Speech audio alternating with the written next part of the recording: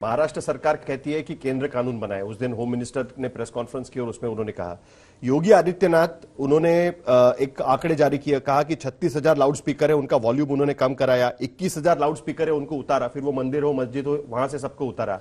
राज ठाकरे उनकी कह रहे हैं कि ऐसा मुख्यमंत्री होना चाहिए। महाराष्ट्र में तो सारे भोगी है, योगी आदित्यनाथ ने वहां पर जो कर दिखाया वो महाराष्ट्र में क्यों नहीं हो सकता? देखिए, ये जो नेता है हिंदुत्ववादी जो बन गए हैं अभी, आप उनके बात पर इतना गौर मत कर लीजिए। यही राज ठाकरे जी है।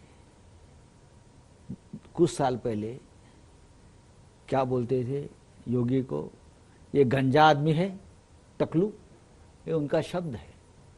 भव्य कपड़े पहनकर घूमता है, उनको क्या समझ में आता है, ये उनकी भाषा है। ये क्या मुख्यमंत्री है क्या? उनको कोई समझ ही नहीं, कभी विकास के बारे में बात नहीं करता है। ये गंजा आदमी से क्या हमको सीखना चाहिए? ये ठग है। इस प्रकार की भाषा यही राज ठाकरे बार बार करता है उनके बारे में। रिकॉर्ड पे आप देख लीजिए, उनके भाषण सुन लीजिए। अब ये गंजा आदमी योगी जी का आदर करते हैं हमेशा। जब भी हम लखनऊ में जाते हैं, अयोध्या में जाते हैं, सबसे पहले हम योगी जी को प्रणाम करते हैं। हमारे चाहे मतभेद हो या न हो, लेकिन योगी जी हिंदू धर्म के लिए काम करते हैं, योगी जी विकास का काम करते हैं। एक दूसरे के ऊपर टिक्का टिप्पणी तो होती है, लेकिन हमने हमेशा योगी जी का रिस्पेक्ट किया। लेकिन इस प्रकार की भाषा हमने कभी योगी जी के ऊपर नहीं की। ये गंजा आदमी है, इसी भव्य कपड़े पहनकर, तो वो अयोध्या भी जाने वाले हैं जून में। अरे भाई जाने दो, अयोध्या जाने दो, काशी मथुरा जाने दो। नव हिंदुत्ववादी होते हैं ना, उनको ये करना पड़ता है। जब नया नया कोई मुसलमान बनता है ना, तो 10 बार नमाज पढ़ता है और जोर से बांग देता है। वो आपको नया सेक्युलर कहते हैं, न्यू सेक्युलर आप बने हैं। इसके वजह से बेसिकली प्रॉब्लम ये हो गया है ना कि शिवसेना को कई चीजों पर शिवसेना रिएक्ट नहीं कर सकती। उसका फायदा नवनीत राणा भी उठा रही थी। नवनीत राणा और रवि राणा उन्होंने कहा कि वो हनुमान चालीसा का पठन करेंगे। भारतीय जनता पार्टी यहां पर कह रही है कि अगर वो कर लेते तो क्या फर्क पड़ता उन्हें, उन पर जिस तरीके से सेडिशन के चार्जेस लगाए गए। देखिए, हनुमान चालीसा, रामचरितमानस, हमारे देश में महाराष्ट्र में राम कथाएं तो हमेशा होती है। रामचरितमानस के बड़े बड़े पाठ किए जाते हैं, 8-8 दिन का कार्यक्रम होता है। किसने रोका है? हम सब जाते हैं, बड़े बड़े महाराज पंडित जी आते हैं, मुरारी बापू से लेकर, हाँ, और बड़े लोग आते हैं। हनुमान चालीसा का पठन हम भी करते हैं, मंदिर में करते हैं, अपने घर में करते हैं। दूसरों के घर में घुसकर हनुमान चालीसा पढ़ना ये कौन सा नियम है? हनुमान चालीसा का एक संस्कार और नियम ऐसा है श्रद्धा का कि आप मूर्ति के सामने पढ़िए, मंदिर में जाकर पढ़िए। दूसरे के घर के सामने पढ़ना ये गुनाह है हनुमान चालीसा। फिर भी सेडिशन का चार्ज, उसके लिए सेडिशन का चार्ज नहीं है। ये गलत है परसेप्शन जो बीजेपी वाले बना रहे हैं ना। हनुमान चालीसा कोई जाकर पढ़ रहा है उसके लिए नहीं है।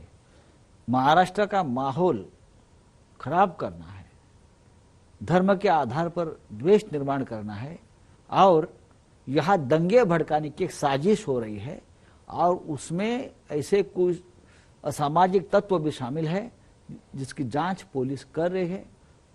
ये जो व्यक्ति है, कोई राणा कपल, उनके ऊपर तो 40 के ऊपर केसेस है। बोगस कास्ट सर्टिफिकेट का केस चल रहा है, फ्रॉड डॉक्यूमेंट बताने का केस चल रहा है, वो जेल में गई है। आप उसके बारे में क्यों वकालत करते हो? और जो बीजेपी के लोग करते हैं उसके बारे में वकालत, उनके जो अमरावती में तो सरकार की जमीन लूट ली है उसने। सेडिशन का चार्ज पूछने का कारण यह है कि शरद पवार ने हाल ही में एक एफिडेविट फाइल किया भीमा कोरेगांव कमीशन के सामने, और उन्होंने कहा कि सेडिशन के कानून को स्क्रैप कर देना चाहिए, सेडिशन के कानून को हटा देना चाहिए। और उनके ही सरकार ने किसी एक विधायक और सांसद पे सेडिशन का चार्ज लगाना, इसके बारे में सवाल है। देखिए, अदालत में भी कहा कि अगर आप इस तरीके से किसी के निजी निवास स्थान के बाहर जाकर हनुमान चालीसा का पठन करोगे तो कार्रवाई कर सकती है। लेकिन राष्ट्रद्रोह का चार्ज, इसको लेकर सवाल है कि शरद पवार एक तरफ कहते हैं कि सेडिशन के चार्ज को स्क्रैप करना चाहिए, हटाना चाहिए, और उन्हीं की सरकार सेडिशन का चार्ज लगा रही है। अब तक न्यायालय ने यह सवाल नहीं पूछा है सरकार को कि आपने क्यों लगाया। न्यायालय के सामने बहस चल रही है। न्यायालय के सामने जो बहस होगी उसके बाद न्यायालय निर्णय लेगा। माननीय शरद पवार साहब ने जो बात कही है, मैं उनसे सहमत हूं। आपको लगता है कि सेडिशन स्क्रैप? पवार साहब ने 2 बातें की है। एक तो स्क्रैप कर लीजिए, ब्रिटिश के जमाने का कानून है, नहीं तो उसमें अमेंडमेंट कर लीजिए। मैं अमेंडमेंट की बात मानता हूं। अमेंडमेंट होना चाहिए। आज देश में ये शुरुआत किसने की, ये चार्जेस लगाने की, देशद्रोह की? यही सरकार ने की, मोदी सरकार ने की।